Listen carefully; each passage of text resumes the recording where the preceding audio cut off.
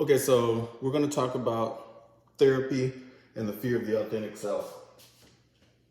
That garlic bread sure looked like it turned out great. I don't know what else is going to happen, but that worked. Um,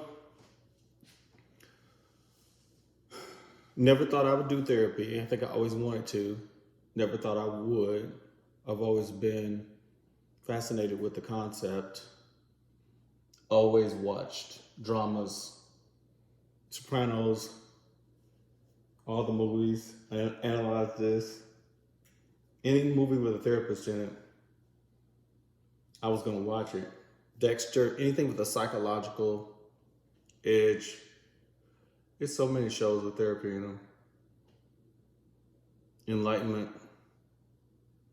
It's so many, I can't even think of them right now. But every movie with a therapist in it, I've seen. Every show that revolves around therapy. So when Dad died, it seemed the logical place for me to go. I had done therapy when I was married. Thought I wouldn't like it, but actually liked it a whole lot because it gave balance to conversations and taught me how to use skills. And of course, I was trained as a marriage counselor, working on my divinity degree. So I'm very good at facilitating technique for other people. So the concept was always there. Figuring out how to apply it to myself and giving myself permission to need to apply it was probably my greatest challenge. Letting someone who didn't know me have access to my history and background. It's like similar to any kind of healthcare concept. It's like trust. How do you trust someone with that kind of information? Most people try to find a therapist who looks like them, has their experience. Both of my therapists were white women, and I love that.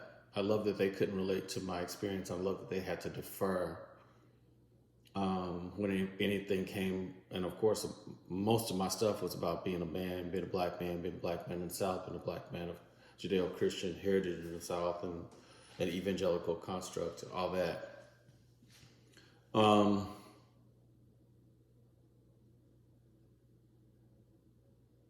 So it would have been cool to have had that work to talk to my dad about, but he never did therapy and was kind of anti-therapist. Most people of Irish origin are famously, and I don't remember how many different places I've seen this,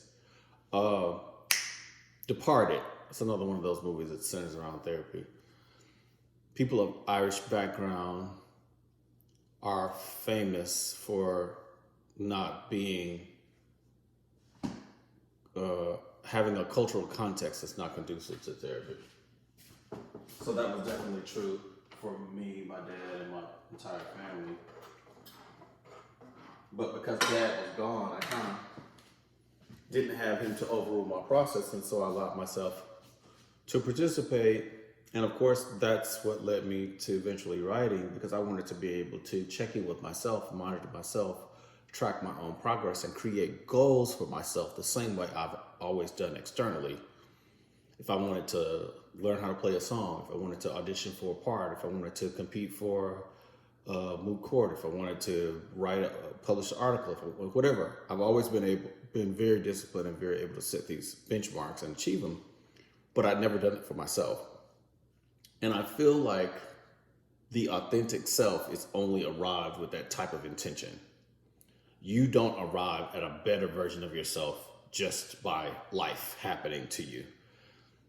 Life happens to you as prompts and opportunities, but your response is what dictates whether it results in you becoming a better, more authentic version of you,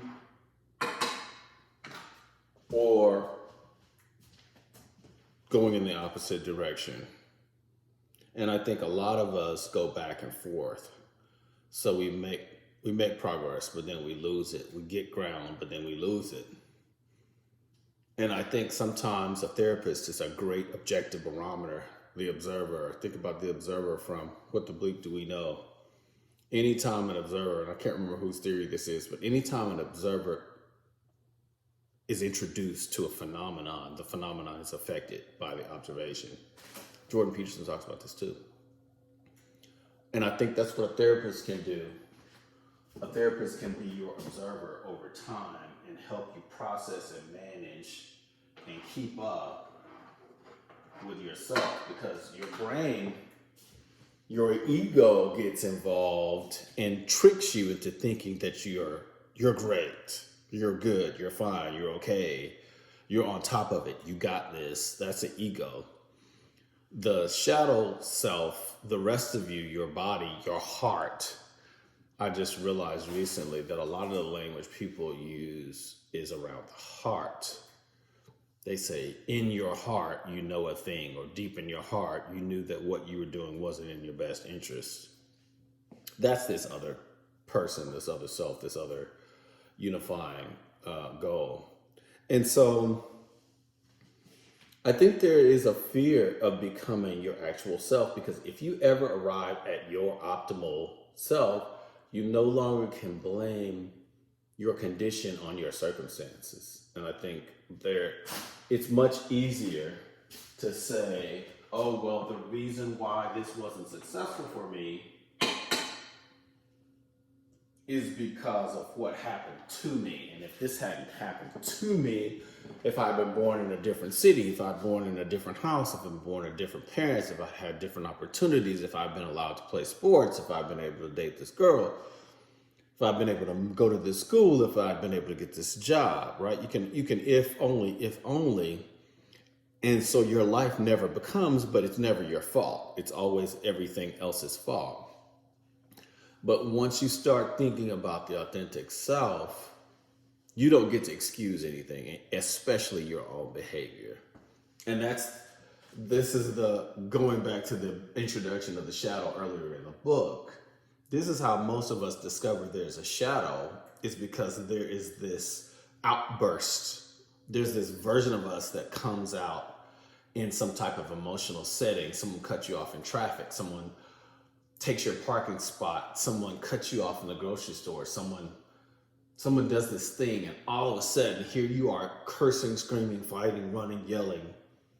And there's this version of you that's responding that you don't have control over. And sometimes people will say, that wasn't me, or I wasn't myself. Which of course makes no sense. Because if you're not yourself, who are you? Right? And so the goal of chapter 4 is actually identifying techniques and strategies and applying them in real time, and being able to feel yourself in a moment and being able to respond differently to different stimuli, right? In the moment, being aware. In chapter 2, when we first start talking the shadow, it's almost like an awareness and a consciousness that there is a multiple version of you that exists in your body.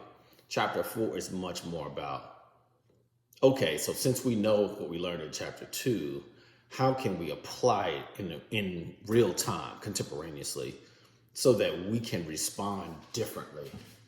Or when we find ourselves responding the way we historically responded, we're aware of it. And at the end of the day, when we reflect back on how the day went, we've got this awareness, we've got this record in our head of what we did, how we did it, why we did it, when we did it, what we said, where it went off the rails, and why. So I think that's just really, really exciting. There are a lot of people who have traumatic experiences in their childhood or in their youth or at an impressionable time that interferes with this process. I didn't really have that to any formational extent. But I can imagine how an act like that could derail an otherwise successful journey to the authentic self. And so we never trust. We never get to the point to where we can tell the difference or have any control over which of us responds in a particular situation because we're triggered, unconsciously. We kind of just go to this survival mode. Nadine Harris talks about the bear in the woods, adverse childhood experiences, the ACEs survey. And she said most people have at least four childhood experiences that created this kind of trauma. And how once we've ever experienced that, once we have that many experiences, the bear is always there. The trauma is always there. We bring the bear home. The bear lives with us. The bear is in our house.